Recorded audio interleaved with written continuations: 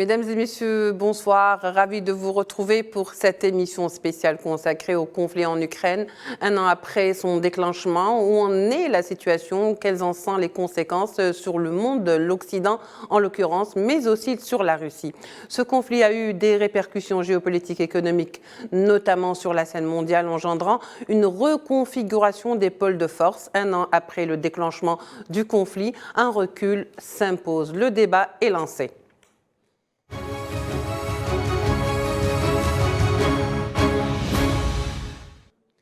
Pour en parler, nous avons respectivement et en direct de Moscou Karine Béché-Golovko, juriste et professeure invitée à l'Université de Moscou. Karine, bonsoir, merci d'avoir accepté notre invitation. Bonsoir à vous, merci pour votre invitation. Merci. Depuis Paris, Emmanuel Pouchelet, géopoliticien et expert en relations internationales, est avec nous par Skype. Monsieur Emmanuel Pouchelet, bonsoir. Bonsoir madame. Merci d'avoir accepté notre invitation. Merci beaucoup de m'inviter. Et par Skype toujours, Gérard Vespierre, analyste géopolitologue, il est depuis Paris, il est joint depuis Paris. Monsieur Vespierre, bonsoir, merci d'avoir accepté notre invitation. Merci, bonsoir à vous. Et bien sûr, prendra part à cette émission avec moi, ici, bien présent sur le plateau, Dr Reda Hariresh, spécialiste en relations internationales et consultant auprès de la chaîne Al24 News. Reda, bonsoir. Merci d'avoir accepté notre invitation. Merci également. Alors, sans plus tarder, mesdames et messieurs, comme je le disais, justement, c'était le 24 février 2022, jour pour jour que tout a commencé. Les sirènes ont retenti à Kiev, la capitale. Il s'est réveillé sous les bombes à Moscou ou de Moscou et passé donc à l'acte. Moscou est passé à l'acte, je le disais, après des mois de provocation. Karine Béché-Golovko, quel constat peut-on faire une année après le début de cette opération militaire russe en Ukraine ? Bonsoir. Effectivement, aujourd'hui, cela fait un an. Cela a été une surprise, je pense pouvoir le dire, pour à peu près tout le monde, car pendant des années, la Russie s'était accrochée aux accords de Minsk, qui prévoyaient l'entrée du Donbass dans le cadre de l'État ukrainien. Donc, l'on ne voyait pas pourquoi tout à coup cela devait changer. Or, effectivement, comme vous l'avez dit, il y a eu peu avant le lancement de cette opération militaire russe, une activation de l'activité militaire du côté ukrainien qui a largement renforcé le bombardement de Donetsk sur les cibles civiles et qui a également, à 2 ou 3 reprises en tout cas, touché les régions de Belgorod et de Koursk sur le territoire russe.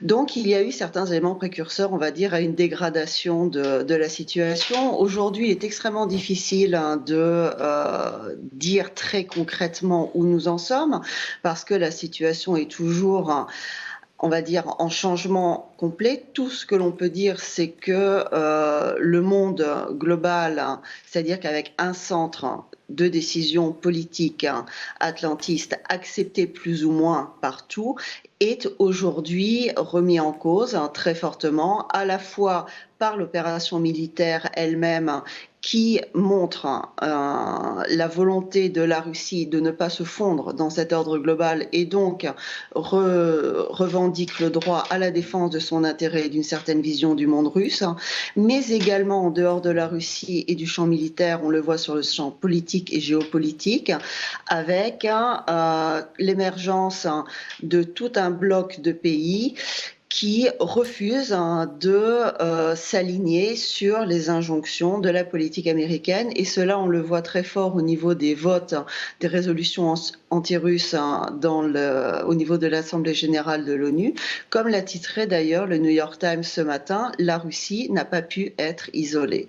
Donc, l'on voit, en fait, nous sommes à une charnière qui nous oblige à repenser à la fois les mécanismes qui nous ont conduits à cette situation aujourd'hui, parce que ça ne s'est pas fait en un jour, cela fait des années que la tension monte, et également nous oblige à penser dans quel monde nous voulons vivre demain. Qu'est-ce que nous attendons de ce nouveau monde, puisque, comme vous l'avez titré très justement, ce qui a été ne sera plus.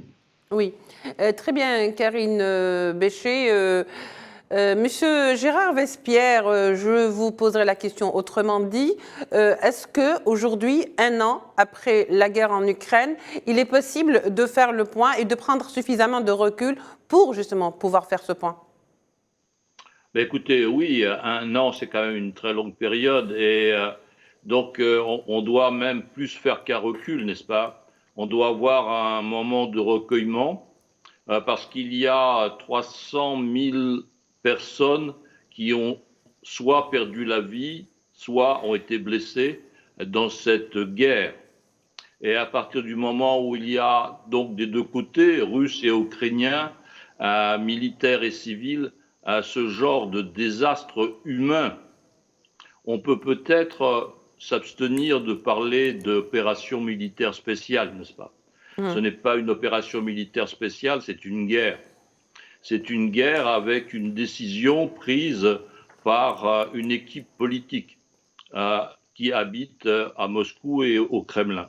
Donc les choses sont claires et devant cette situation, eh bien, un pays de 144 millions d'habitants, la Russie, en lançant sa machine militaire dans le territoire ukrainien, n'a pu aboutir, après 1 an d'efforts et de sacrifices de vie humaine dont je viens de parler, eh bien, a pu gagner 100-150 kilomètres de territoire à l'intérieur de l'Ukraine seulement, à un pays de 40 millions d'habitants. Donc, les cartes sont effectivement sur la table maintenant et a eu lieu hier un vote à l'Assemblée générale de l'ONU et il y a 141 pays qui ont demandé à la Russie de retirer ses troupes. Et 6 pays seulement ont voté contre cette résolution, en plus de la Russie elle-même. Donc 141 contre 7, je pense que la Russie est vraiment isolée. Très bien, c'est votre point de vue. Je ne sais pas si M. Manuel Pouchelet le partage ou s'il a peut-être une autre thèse. Mais écoutez, moi je vais partager une approche un petit peu différente. Alors d'habitude, vous savez, les Américains ont pour habitude de publier ce qu'on appelle les premiers enseignements et les leçons apprises. Les premiers enseignements se font en règle générale après 90 jours de combat et force est de constater que les Américains n'ont rien publié. En ce qui concerne cette guerre en Ukraine, elle est particulière parce qu'elle est hybride, c'est-à-dire qu'elle prend des codes pour lesquels nous sommes confrontés pour la première fois en Europe. Le dernier grand conflit en Europe remonte à la crise yougoslave, où, si vous voulez, il n'y avait pas cette diffusion médiatique, notamment par les réseaux sociaux, chose qu'aujourd'hui, tant les Ukrainiens que les Russes et que l'OTAN maîtrisent parfaitement pour informer ou, entre guillemets, désinformer surtout la population qui assiste, pour certaines, impuissante aux événements qui sont en cours. En ce qui concerne, si vous voulez, l'approche et ce que l'on peut constater, la Russie a quand même conquis l'équivalent d'une superficie en Ukraine équivalente au Portugal et on a entendu beaucoup de critiques sur son organisation. Mais une armée non organisée ne pourrait pas conquérir autant de surface. Donc quelque part, il y a des contradictions, si vous voulez. Oui. Ensuite, on voit une contradiction au niveau de l'OTAN, puisque M. Macron, président de la République française, avait déclaré que cette organisation était en état de mort cérébrale. Et j'allais dire, M. Poutine l'a réactivée finalement. Et l'OTAN, si vous voulez, se retrouve elle aussi engagée sur un territoire pour lequel elle était destinée. Alors qu'avant, les opérations de l'OTAN étaient plutôt en outre-mer, c'est-à-dire hors zone Europe. Je parle de l'Afghanistan, je parle d'autres territoires, notamment avec toujours ce leadership américain qui commence au sein de cette alliance à créer des frustrations. Pour l'instant, la grande victoire, j'allais dire, que ce soit du côté russe, que ce soit du côté otanien et de l'Europe, c'est cette frustration. Les Européens n'arrivent toujours pas à parler le même discours. Ils ont fait l'erreur dans le passé de faire sous-traiter leur défense commune à l'OTAN et s'aperçoivent que finalement, c'est peut-être eux qui pourraient trouver une solution, alors que du côté de Pékin, nous avons un monsieur Xi Jinping qui commence à s'agacer d'une situation qui, au niveau de ses projets de nouvelle route de la soie et au niveau économique, ont des conséquences, si vous voulez, non négligeables et qu'il ne pourrait supporter. Ensuite, côté russe, nous avons M. Poutine qui est déterminé dans son approche et qui ne cédera pas un pouce. M. Poutine se conforte, on va dire, dans son approche, hormis les accords de Minsk, mais il a aussi comment dirais-je, il répond point pour point aux tergiversations tant américaines que de l'OTAN sur une limite rouge qui a été franchie. Et force est de constater que pour l'instant, il s'y tient. Côté américain, nous avons une approche beaucoup plus, comment dirais-je, différente et profitable, puisque les États-Unis arment l'Ukraine, j'allais presque dire à fond perdu, et en même temps rééquipent les armées européennes où le matériel actuellement en cours de livraison remplace des matériels que l'on peut considérer comme obsolètes et que l'on préfère donner aux Ukrainiens. Donc vous voyez, voilà, nous voici dans une crise dont on ne voit pas l'issue. Certains de mes camarades pensent à une solution coréenne, vous savez, entre la Corée du Nord et la Corée du Sud, où finalement il n'y a pas de gagnant, et on maintiendra une espèce de frontière pour ce qui a été conquis sur l'espace ukrainien. Voilà un petit peu ce qui se dessine dans certains cercles autorisés en tout cas. Oui, en tous les cas, ça résume bien un petit peu la situation dans laquelle se trouve en ce moment le monde en raison de cette guerre en Ukraine. Leda, je me tourne vers vous. Alors, est-ce que c'est possible, est-ce qu'un an, c'est suffisant pour vous pour pouvoir faire le point sur les objectifs de cette guerre, ou est-ce qu'il est encore trop tôt de se prononcer, même si on ne veut pas que la guerre perdure, bien sûr? Il est important de préciser quand même que cette guerre, dans les faits, elle a commencé déjà depuis 2014. Même si c'était un conflit de basse intensité, il est clair que le 24 février 2022, une étape supplémentaire a été franchie. Et effectivement, à ce moment-là, et jusqu'à maintenant, on continue à parler d'opération spéciale. Très probablement que le Kremlin devait penser que cette opération serait plus courte que ce qui était prévu, en pensant peut-être que le gouvernement ukrainien serait amené à négocier assez rapidement, ou peut-être que le Kremlin a parié sur un effondrement du gouvernement de Kiev, ce qui n'a pas été le cas, puisque ce dit gouvernement est soutenu quand même par des alliés de l'OTAN qui sont là pour l'armer et qui sont là pour pousser encore vers davantage de surenchères. Et ce qui fait que donc, ce qui était considéré comme une opération devient de plus en plus une guerre à part entière. Maintenant, il faut préciser uniquement quels sont les objectifs des uns et des autres pour pouvoir mieux cerner les contours. Si on part du principe que les forces russes ont réussi à s'emparer d'une partie donc, du territoire ukrainien, plus précisément les zones russophones, qui représentent à peu près pour le moment 20% du territoire ukrainien, on peut considérer que le minimum requis pour ce conflit qui a été déclenché par Poutine est atteint. C'est-à-dire que ces zones qui ont elles-mêmes proclamé leur autodétermination et donc leur indépendance ont décidé... Par un vote, oui, par un vote. C'est vrai que ce vote-là n'a pas été validé par les Nations Unies. Il fallait s'y attendre aussi. Voilà, mais c'était pour, en quelque sorte, accélérer peut-être une solution diplomatique à ce moment-là. Mais finalement, c'est le langage des armes qui a prévalu. Maintenant, on peut très bien s'orienter vers une solution négociée qui consiste, par exemple, à garantir un minimum de droits pour les russophones et les Russes d'Ukraine, dans le cadre, par exemple, d'un État fédéral, comme ça l'a été avec l'ex-Yougoslavie et plus précisément, par exemple, pour la Bosnie-Herzégovine, qui s'est retrouvée avec 3 zones, si vous vous rappelez bien.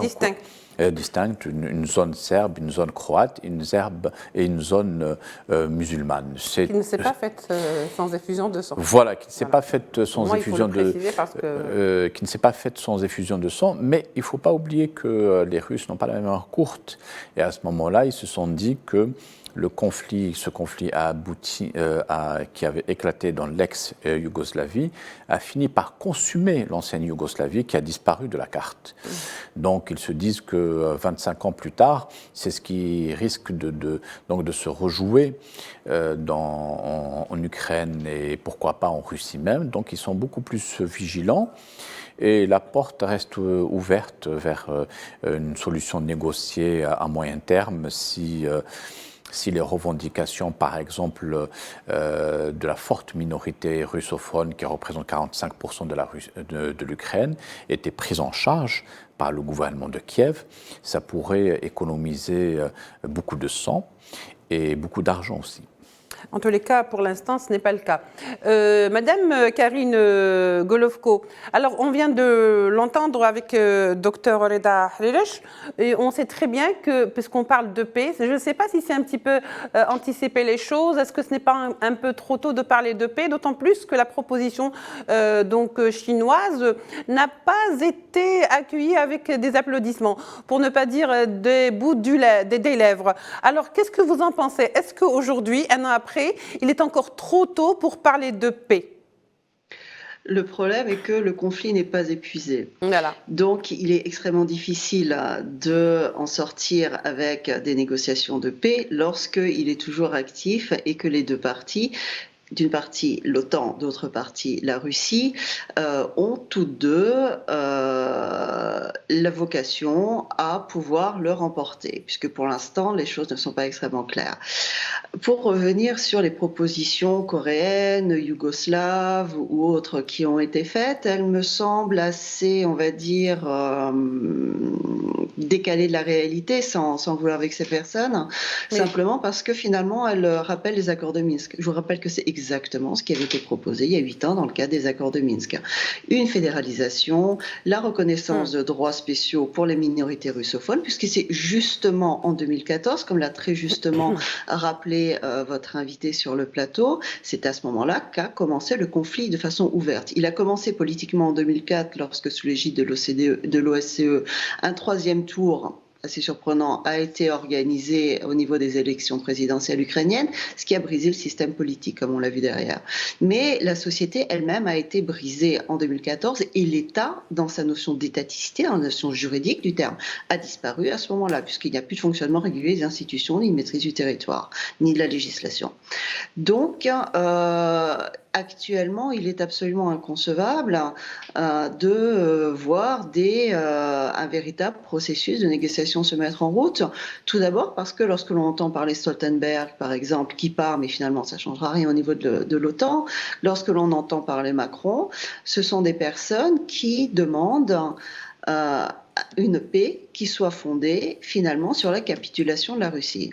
La Russie, de son côté, dit aussi accepter des négociations de paix qui reconnaissent la nouvelle réalité. Il y a donc une incompatibilité totale entre les deux, et je voulais rappeler quand même aujourd'hui que le G7 a déclaré de son côté qu'il ne reconnaîtrait jamais l'entrée des nouveaux territoires dans la Fédération de Russie. Donc déjà, c'est incompatible pour une négociation de paix.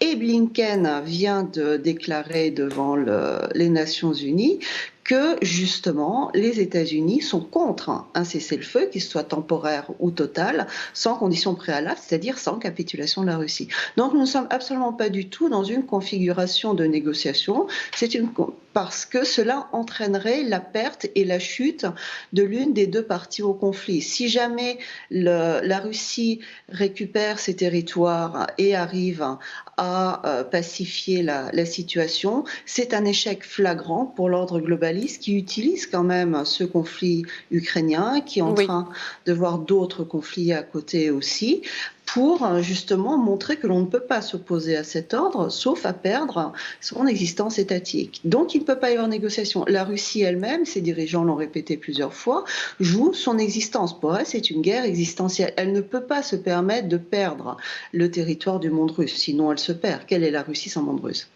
Donc il y a ici une impossibilité réelle de négociation, que ce soit d'un côté ou de l'autre, parce que les enjeux de pouvoir de part et d'autre sont existentiels dans le sens premier du terme. Oui, très bien. Alors, Gérard Vespierre, j'allais dire quelles sont les conséquences générales de ce conflit sur le monde, mais je dirais autrement maintenant, parce que au vu des développements, selon vous, est-ce que l'Europe ou l'Occident a intérêt à faire perdurer cette guerre pour des bénéfices ou des intérêts économiques, ou est-ce qu'on se trompe? Moi, je ne crois pas qu'il y ait d'enjeux économiques, n'est-ce pas? Et il y a un enjeu territorial et culturel. Et je suis effaré, et je pense que je ne suis pas le seul. Il y a certainement beaucoup de vos téléspectateurs qui ont été effarés d'entendre que 100 000 km², n'est-ce pas, mettaient en jeu l'existence de la Russie, qui a 17 millions de km². 100 000 km² ukrainiens mettent en jeu l'existence de la Russie. Ceci est une totale fable, n'est-ce pas? C'est pas ni géographiquement, ni arithmétiquement, ni politiquement acceptable. Et incroyable d'entendre des paroles pareilles. Donc, surtout avec... Ça reste votre point de vue et qu'on respecte, M. Vespierre. Et surtout avec le prix de 300 000 morts et blessés des deux côtés, quand il y a des cousins et des frères ukrainiens et russes de chaque côté. Donc, je crois qu'il n'y a pas non plus de défaite de la Russie.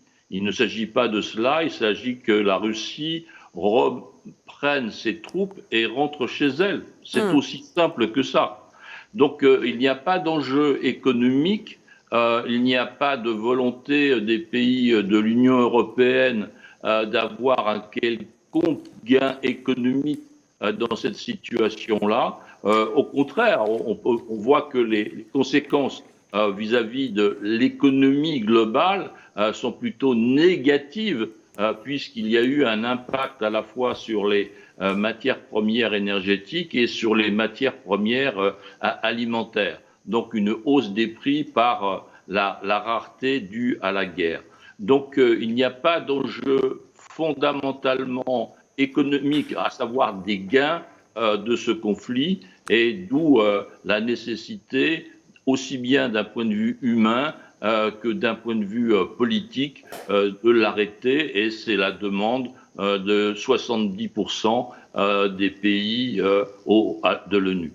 En tous les cas, le bras a été tendu à plusieurs reprises du côté russe pour lancer un dialogue, mais apparemment l'Occident n'est pas encore pour l'instant très convaincu. Alors je vois que Karine Golovko voudrait réagir à ce que vient de dire Gérard Vespierre. Oui, je vous donne la parole alors, faites-le.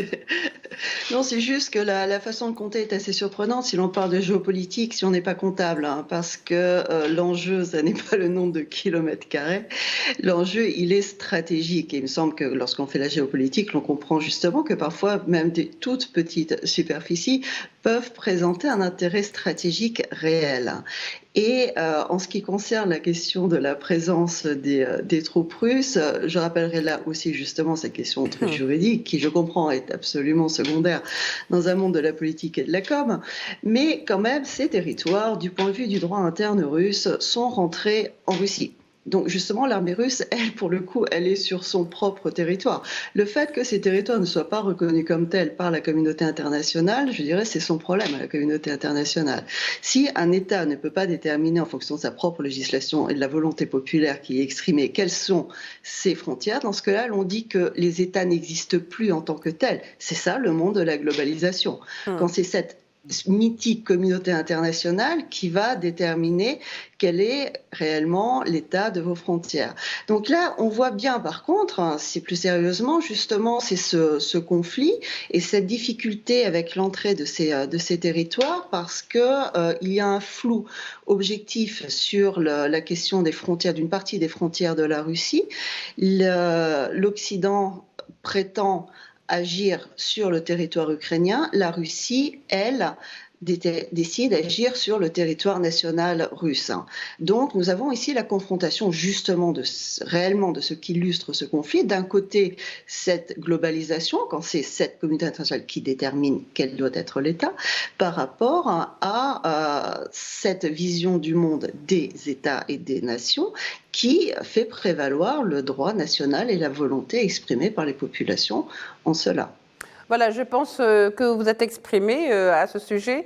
Je passe à Manuel Pouchelet. Monsieur Manuel Pouchelet, est-ce que vous pensez aujourd'hui que d'une certaine manière, et quelque part on a ce sentiment quand on regarde certains médias, et puis surtout quand on suit l'évolution de la situation tant politique qu'économique, que l'Occident cherche à faire un petit peu perdurer cette guerre ou ce conflit en Ukraine pour justement user les Russes et les amener à la table des négociations en position de faiblesse.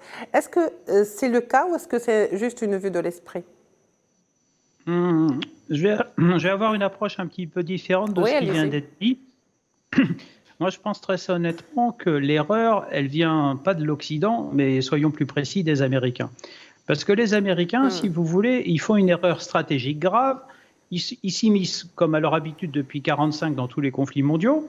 En même temps, on s'aperçoit que ce sont les grands bénéficiaires de cette crise en cours, de cette guerre asymétrique, de cette guerre hybride, puisqu'ils vendent les armes. Ce sont les premiers producteurs de pétrole, donc forcément, ils peuvent en fixer les prix, même si les Saoudiens, derrière, essayent aussi, de leur côté, de faire valoir leurs droits.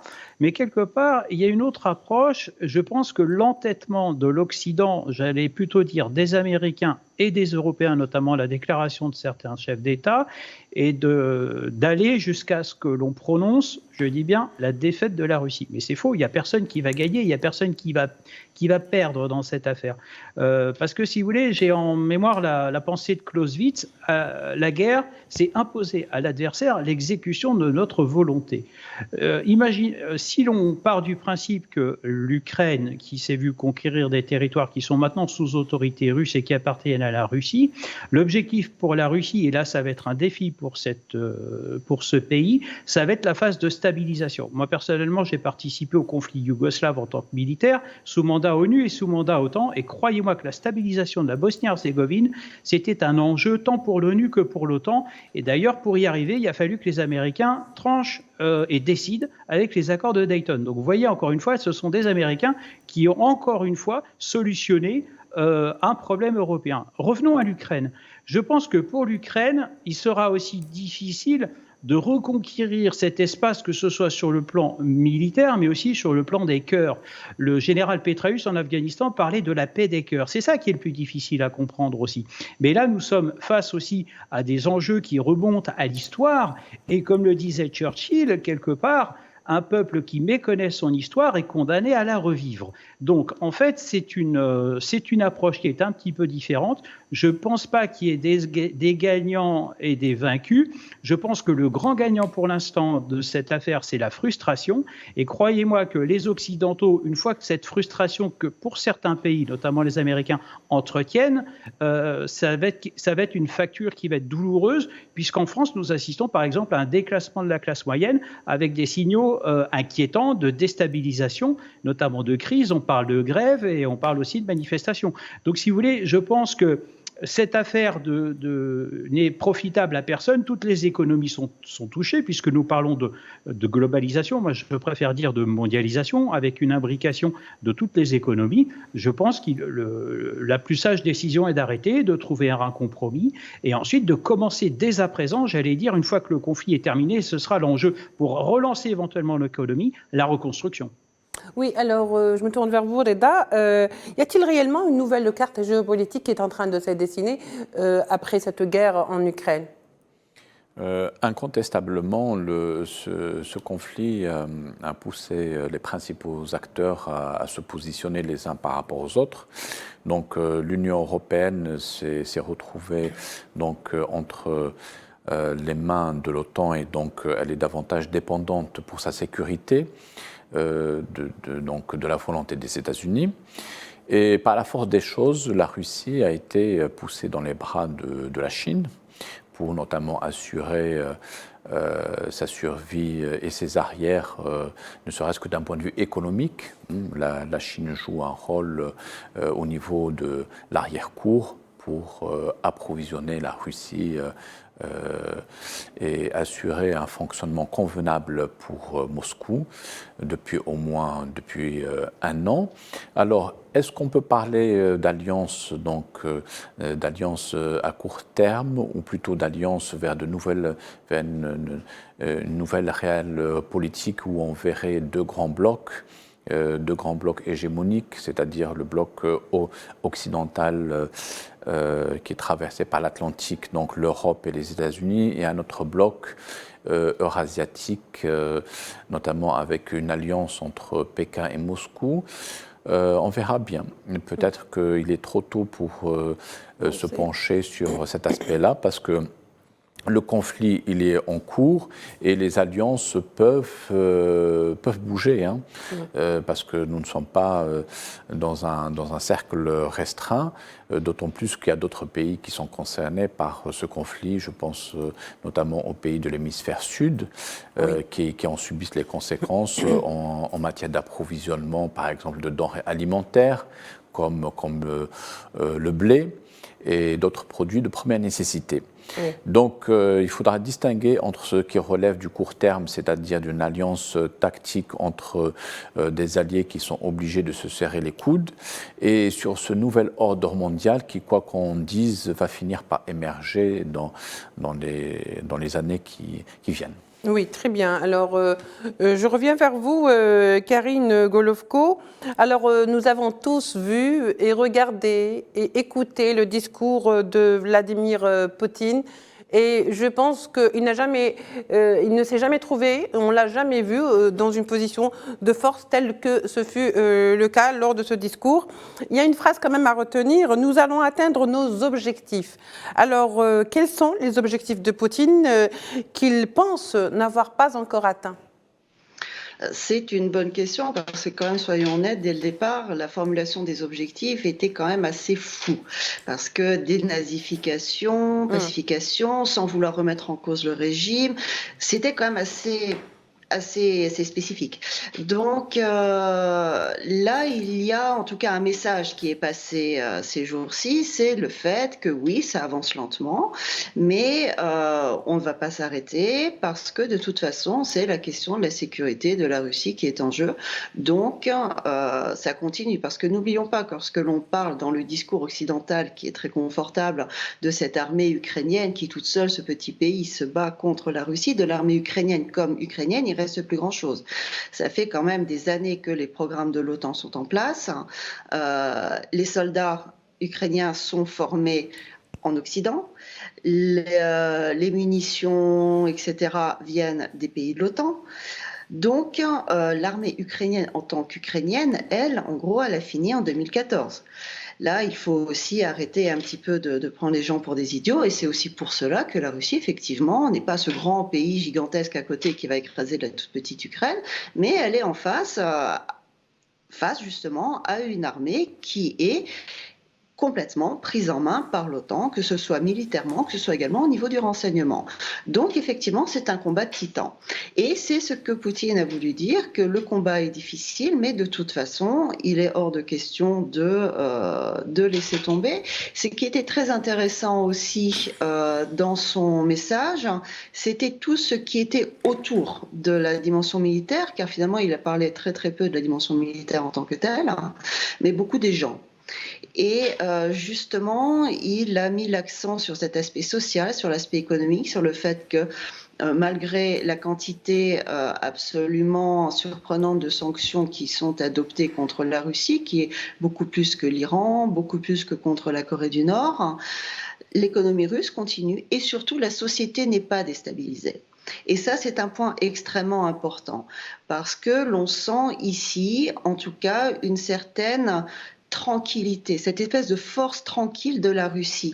C'est une situation qui est totalement différente de celle de la fin de l'Union soviétique, où il y avait une rupture entre la population et les idéaux qui étaient mis au pouvoir, en tout cas prononcés officiellement, et les gens aspiraient à autre chose, avaient ce rêve occidental, etc. Les gens aujourd'hui n'ont absolument pas du tout ce rêve occidental. Ils ont compris où avait été l'échec de la Russie justement dans les années 90, et au contraire, ils sont fiers de leur pays, ils aiment leur pays, et ce qui ne veut pas dire qu'ils veulent écraser tout ce qui est à côté. Le but, ce n'est pas une vision impériale des choses. Ce n'est pas la Russie qui a mis des bases militaires un peu partout dans le monde, c'est pas elle qui a un peu plus de 100 000 militaires en Europe de l'Ouest. Donc, il faut, à mon avis, remettre les choses à leur place. Elle a simplement dit une chose, c'est que le conflit n'a pas commencé en février, contrairement à ce que l'on répète, mais bien avant. Et c'est un conflit qui est existentiel parce que c'est la question, au-delà des kilomètres carrés, de savoir est-ce que les pays ont le droit de défendre leur intérêt national ou pas. Juste un petit exemple très court. Oui. Dans les territoires qui ont été repris par l'armée russe, il y a eu notamment des livres d'histoire scolaire qui ont été récupérés. Vous savez, c'est extrêmement intéressant parce qu'ils sont imprimés aux États-Unis et il y a la glorification notamment des héros, Bandera, Shushkevich, etc. Tous ces héros qui viennent justement des mouvances nazies qui ont soutenu les nazis. Et il y a une réécriture totale de l'histoire. Donc oui, votre intervenant avait tout à fait raison lorsqu'il disait que le plus grand combat, c'est le combat des esprits. Et c'est ce travail qui a été fait depuis des années par, on va dire, la mouvance atlantiste en Ukraine pour reprogrammer complètement les esprits, contre laquelle il faut absolument travailler parce que les gens doivent revenir à leur histoire. L'Ukraine, pendant 1000 ans, a été dans le sein de la Russie. Les 2 fois où elle a été plus ou moins indépendante, ça a été lors de la chute de l'Empire, où finalement, elle a passé une paix séparée pour être à nouveau sous domination allemande, et en 39-45, lors de la Seconde Guerre mondiale, quand il y a eu justement aussi cette occupation allemande. Donc ça pose des questions. Merci Karine. Donc il ne nous reste pas beaucoup de temps. Je vais essayer un petit peu de répartir ce temps entre Gérard Vespierre et Emmanuel Pouchelet qui n'a pas encore pris la parole. Alors Gérard Vespierre, quelles sont les conséquences de ce conflit sur l'Occident, en Europe notamment? Je crois qu'il y a effectivement une dynamique de cohésion qui a été renouvelée par cette guerre, n'est-ce pas? À partir du moment où il y a une telle intensité de conflit, avec à nouveau donc autant de morts et de blessés, vous avez des pays qui se fédèrent autour d'organisations, donc de l'Union européenne et l'OTAN, et donc les pays européens ne vont pas vers l'OTAN. Les pays européens sont l'OTAN. Les pays européens représentent la majorité des citoyens de l'OTAN. Donc, vous voyez, il faut quand même tenir compte des réalités humaines et géopolitiques. Et donc, les situations européennes sont consolidées, hélas, par ce conflit. Et ce n'était pas du tout l'objectif de la Russie en lançant cette guerre. L'opération était destinée à déstabiliser et à casser l'unité européenne et à déstabiliser l'Europe et les États-Unis. Merci, Monsieur Gérard Vespierre. Emmanuel Pouchelet, la dernière question, apparemment, ça sera pour vous.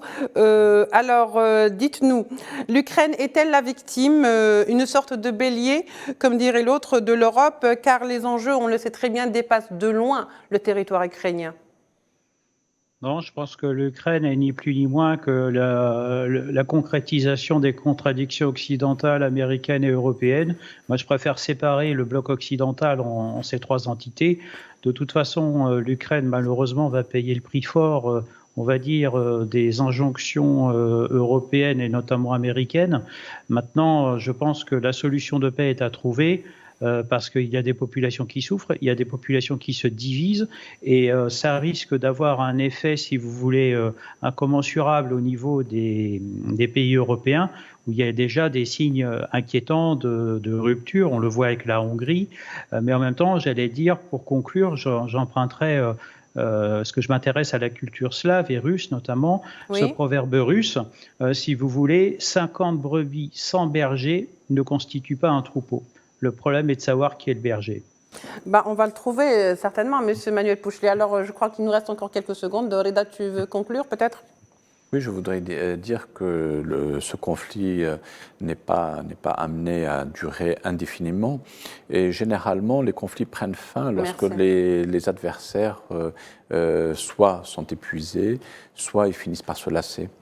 Donc c'est la lassitude ou l'épuisement qui vont finir par déterminer la volonté des uns et des autres, et nous ne pouvons être que spectateurs. Merci. Oui, Voilà. merci beaucoup Reda. Je vous rappelle que vous êtes consultant à Al24 News, mais que vous êtes également spécialiste en relations internationales. Je remercie également M. Manuel Pouchelet, qui est spécialiste en géopolitique et sécurité. Il était avec nous depuis Paris par Skype. Karine Béché-Golovko, juriste et professeur invité à l'Université de Moscou. Merci d'avoir été avec nous. Également M. Gérard Vespierre, analyste géopolitique. Je vous remercie de nous avoir accompagnés tout au long de cette émission. Mesdames et messieurs, merci à vous. Et on se retrouve juste après le journal pour la deuxième partie de cette émission spéciale consacrée à l'Ukraine. Au revoir.